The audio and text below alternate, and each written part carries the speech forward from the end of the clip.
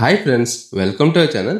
Friends, మనకి ministry of railway అండర్లో పనిచేసినటువంటి ఐఆర్సీటీ డిపార్ట్మెంట్లో మనకి ఉద్యోగాలు భర్తీ చేయడానికి నోటిఫికేషన్ అయితే రిలీజ్ అయింది. అయితే ఒక పోస్ట్ డీటెయిల్స్ కనుక చూసుకుంటే ఫుడ్ చెకింగ్ ఆఫీసర్ అనమాట. దీని ఒక స్టార్టింగ్ శాలరీ వచ్చేసి మనకి నియర్లీ పర్ మంత్ 30,000 వరకు అయితే వస్తుంది. అండ్ దీనికి ఎటువంటి రాత పరీక్ష లేదు, అలాగే మనకి ఎటువంటి ఫీజు కూడా పే చేయాల్సిన అవసరం లేదు. అయితే పూర్తి డీటెయిల్స్ ఎలా అప్లై చేయాలి, ఎవరు అప్లై చేయాలి, పూర్తి డీటెయిల్స్ ఈ వీడియోలో క్లియర్గా ఎక్స్ప్లెయిన్ చేస్తాను. వీడియో తన వరకు చూడండి. వీడియో నచ్చితే లైక్ చేసి షేర్ చేసి సపోర్ట్ చేయండి. కొత్తగా వస్తే సబ్స్క్రైబ్ చేసుకుని బెల్ ఐకాన్ అయితే ఆల్ యాక్టివేట్ చేసుకోండి.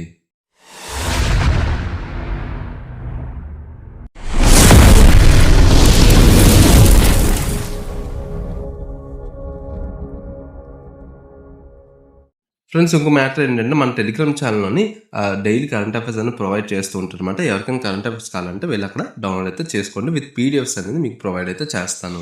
సో ఇంకా మన నోటిఫికేషన్ డీటెయిల్స్ మాట్లాడుకుంటే మీ యొక్క ఒకవేళ మీరు సెలెక్ట్ అయితే కనుక వర్క్ ఎక్కడ ఉంటుందంటే ఇదొకటి మనకి ఏంటంటే రైల్వేలోని మనకి ఐఆర్సీటీసీలో మనకి ఫుడ్ చెకింగ్ ఆఫీసర్ కింద వీళ్ళు తీసుకుంటున్నారు.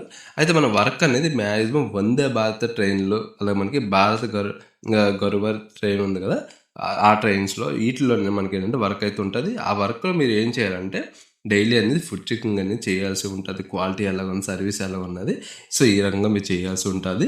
అండ్ ఇంకోటి మీ యొక్క మనకి కిచెన్స్ అయితే ఉంటాయి కదా, మనకి లైక్ ప్యాంట్రీ ఉంటాయి కదా, సో వాటిల్లో మీరు ఏంటంటే వర్క్ అనేది ఉంటుంది. అలాగే మనకి ప్యాంట్రీ కాకుండా మనకి వందే భారత్లో మనకి ప్యాంట్రీ అనేది ఉండదు. కాకపోతే అక్కడ మనకి ఫుడ్ అనేది ఉంటుంది. ఆ ఫుడ్స్ అన్నీ కూడా చెక్ చేస్తూ ఉండాలి. అలా మనకి కస్టమర్స్ నుంచి మీరు ఏంటంటే ఎంక్వైరీస్ అన్ని తీసుకోవడం, ఫుడ్ ఎలా ఉన్నది, సో ఎలా ఉన్నాయి ప్రాపర్గా మీరు ఏంటంటే ఇన్స్ట్రక్షన్స్ అది తీసుకోవడం చేస్తూ ఉండాలి. అండ్ ఇంకోటి మీరు ఏంటంటే ప్యాంట్రీలోని మీరు మనం వర్కర్స్ అనే వర్క్ చేస్తూ ఉంటారు కదా, ఫుడ్ అందించిన వాళ్ళకి లేదంటే ఫుడ్ తయారు చేసిన వాళ్ళు కానీ వాళ్ళు కూడా మీరు మానిటర్ చేయాలనేసి వీళ్ళు ఇక్కడ క్లియర్గా మెన్షన్ చేశారు. అండ్ మీరు వర్క్ వచ్చేసి ఆల్ ఓవర్ ఇండియాలోనైతే ఉంటుంది. లైక్ ఏంటంటే సింపుల్గా మీకు ఏంటంటే వందే భారత్ ట్రైన్ సపోజ్ వైజాగ్ నుంచి హైదరాబాద్ బయలుదేరుతుంది అనుకుందాం. సో వైజాగ్ నుంచి హైదరాబాద్ అనేది వర్క్ అయితే ఉంటుంది. సో అలాగనమాట. అంటే మీరు అప్లై చేసుకునే జోన్ బట్టి దీనికైతే ఉంటుంది. మీరు ఇచ్చే ప్రిఫరెన్స్ బట్టి దీని ఒక వర్క్ అయితే ఉంటుంది. ఓకేనా. అండ్ మీరు ఏంటంటే మీకు ఆల్రెడీ చెప్పాను. మీకు ఇంకోటి ఏంటంటే మీ వర్క్ అనేది మంత్ మొత్తానికి 22 days వర్క్ అయితే ఉంటుంది. గుర్తుపెట్టుకోండి. అంటే మనకు పూర్తిగా వర్క్ అయితే ఉండదు, ఓన్లీ మనకి 22 days వర్క్ అయితే ఉంటుంది. అండ్ నాకు శాలరీ డీటెయిల్స్ ఇవన్నీ చూసుకుంటే కనుక మనకి పర్ మంత్ 30,000 వరకు మన శాలరీ అయితే వస్తుంది. అండ్ మనకి డైలీ అలవెన్స్ కూడా ఉంటుంది. ఆ అలవెన్స్ ఏంటంటే ఒకవేళ మీరు ట్రైన్లోని 12 hours కన్నా ఎక్కువ మీరు వర్క్ చేసినట్లయితే 350 రూపీస్ పర్ డే అనేది వస్తుంది. ఒకవేళ 6 to 12 hours అనేది వర్క్ చేస్తాం కనుక ఆ 350లో 70% అనేది వస్తుంది. ఒకవేళ 6 అనేది లెస్ దెన్ 6 hours అని వర్క్ చేస్తే కనుక 30% అనేది వస్తుంది. అండ్ ఇంకోటి మనకి లోడింగ్ ఛార్జెస్ అనేది 240 రూపీస్ అనేది వస్తుంది. ఒకవేళ మీరు ఏంటంటే హాలిడే నేషనల్ సంబంధించిన ఏమైనా ఉన్నాయనుకోండి, అప్పుడు మీరు ఏంటంటే 385 రూపీస్ అనేది ఎక్స్ట్రా వస్తుంది. మనకి మెడికల్ ఇన్సూరెన్స్ అనేది మనకి ఏంటంటే కంపెనీ పర్ మంత్ అనేది ప్రొవైడ్ చేస్తూ ఉంటుంది. అది రియంబర్స్మెంట్లోని మనకి ఏంటంటే మెడికల్ పాలసీలోనైతే మనకి కవర్ అయితే అవుతుంది. సో ఓవరాల్గా మీకు శాలరీ వచ్చేసరికి మీకు ఏంటంటే 35,000 నుంచి 40,000 మనకు శాలరీ అయితే వస్తుంది విత్ ఆల్ అలవెన్స్లో కలుపుకొని. ఓకేనా. అండ్ ఇక్కడ మీరు ఆల్రెడీ క్లియర్గా మెన్షన్ చేశారు.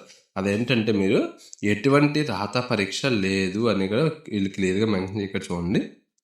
మనకి ఏంటంటే పూర్తిగా మనకి ఇంటర్వ్యూ బేస్ మీద మనకి ఏంటంటే వర్క్ అనేది ఉంటుంది అనేసి వీళ్ళు క్లియర్గా చెప్పడం అయితే జరిగింది.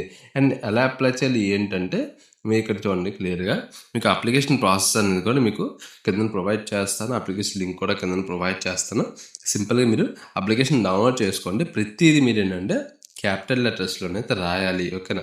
నేమ్ ఆఫ్ ది అప్లికెంట్, అలా మనకి ఫాదర్ కేటగిరీ ఏంటి, present address, landline, mobile number, permanent address, marital status, అక్కడ మనకి డిగ్రీ పీజీ క్వాలిఫికేషన్ ఎక్కడ ఉన్నది, మనకి యూనివర్సిటీ ఎంత వచ్చింది పర్సంటేజెస్, ఇలా ప్రతిదీ.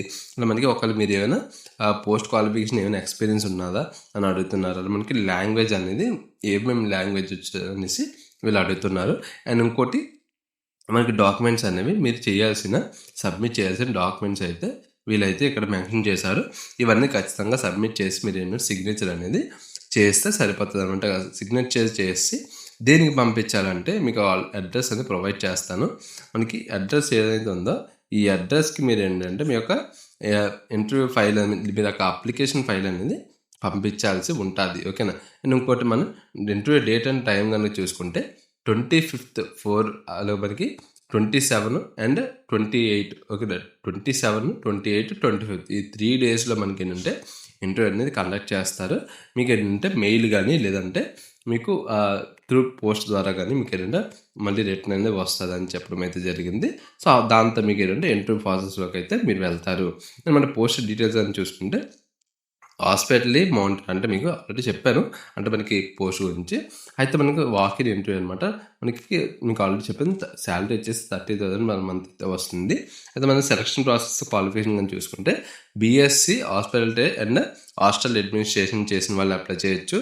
బీబీఏ, ఎంబీఏ వాళ్ళు చేసిన అప్లై చేయొచ్చు. బీఎస్సీలో hostel management and catering science చేసిన వాళ్ళు అప్లై చేయొచ్చు. ఎంబీఏలో టూరిస్ట్ అండ్ హోటల్ మేనేజ్మెంట్ చేసిన వాళ్ళు అప్లై చేయొచ్చు. సో ఈ రకంగా ఈ యొక్క క్వాలిఫికేషన్ చేసిన వాళ్ళు అప్లై చేయొచ్చు. అండ్ కొంతమంది డౌట్ అయితే ఉంటుంది, బీఎస్సీ కంప్యూటర్ సైన్స్ చేసిన వాళ్ళు అప్లై చేయొచ్చు లేదంటే మ్యాక్సిమం ఇక్కడ వీళ్ళైతే మెన్షన్ చేయలేదు. కానీ అప్లై చేయండి, ఎందుకంటే మంచిది. ఏమో పంపించే ఛాన్స్ అయితే ఉంటుంది కాబట్టి, ఎందుకంటే అలాగో ఫీ కూడా లేదు కాబట్టి, ఓన్లీ జస్ట్ ఇంటర్వ్యూ కాబట్టి అప్లై చేసి చూడండి ఓకేనా. మనకి ఏజ్ లిమిట్ కానీ చూసుకుంటే 27 ఇయర్స్ అనేది అన్రిజర్వ్ కేటగిరీ, ఎస్సీ ఎస్టీ వీళ్ళకి వచ్చేసి మనకి ఏంటంటే 5 years అనేది ఏజ్ రిలాక్సేషన్ అనేది ఇవ్వడం అయితే జరిగింది ఓకేనా. అంటే మనకు ఓవరాల్గా 27 years, మిగతా వాళ్ళందరికీ ఏజ్ రిలాక్సేషన్ అనేది 5 years, 3 years ఈ రకంగా ఇచ్చారు. సో ఓవరాల్గా మనకి 30 years వరకు అయితే ఉంటుందన్నమాట ఓకేనా. మన ప్లేస్ ఆఫ్ పోస్టింగ్ ఇంకా ఆల్రెడీ చెప్పాను. మనకి ఏంటంటే తమిళనాడు అండ్ కేరళ అండ్ కర్ణాటక మనకి ఏంటంటే పోస్టింగ్ అనేది ఉంటుందని వీళ్ళు మెన్షన్ చేశారు. అండ్ మ్యాండేటరీగా వీళ్ళు ఒక పాయింట్ అయితే మెన్షన్ చేశారు. అదేంటంటే మీకు ఇంగ్లీష్ అండ్ హిందీ అనేది ఖచ్చితంగా రావాలి. అండ్ తమిళ్, కన్నడ, మలయాళం అనేది వస్తే ఇంకా హెవీ అడ్వాంటేజ్ అనేది ఉంటుందని వీళ్ళు మెన్షన్ కూడా చేశారు.